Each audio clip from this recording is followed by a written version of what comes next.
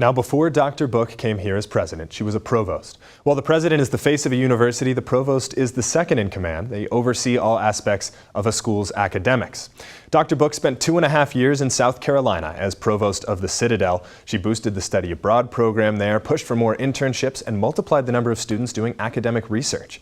The Citadel is a military college, but only about 1/3 of its graduates actually go into the service. Our Selena Guevara traveled down to Charleston to talk to some of Book's colleagues at the Citadel and its neighboring university. The Military College of the South, a world of difference from Elon's brick paths and casual dress for class. Cadets at the Citadel wear uniforms 24/7, have mandatory study hours, and live in the campus barracks with a curfew all 4 years. You don't want to ever say or do anything that makes you stand out. You want to be a blender. The Citadel's interim provost Mark Bevensey says while the students aim to blend in, from day one Connie Book stood out.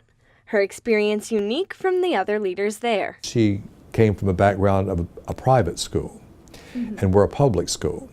So she brought a perspective about being entrepreneurial that we didn't automatically have. For example, she came up with a way to cut the college's losses after freshmen transfer or drop out.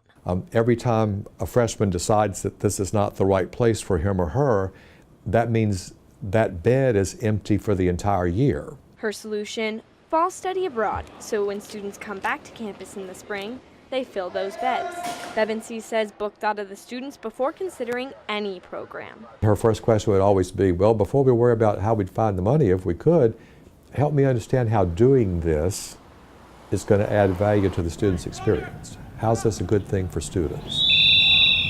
College of Charleston Provost Brian McGee says her smarts also earned her a reputation with local politicians, businesses, and educators outside the walls of the Citadel. People know who Connie Book is, and they were pleased and impressed to work with her. And the significance of her being the first female provost at a school where the student body is about 90% male was not lost on them either. That was very deeply appreciated by people who have thought of the Citadel as a place that's not particularly diverse or inclusive. It was a great step forward for the Citadel, and she's exactly the right person. Breaking gender norms and challenging the way things are done. Book's Charleston colleague says she was only there for a short time, but made a lasting impact. The biggest complaint that we had about Connie was that she left us, and we're still very, very sad about that.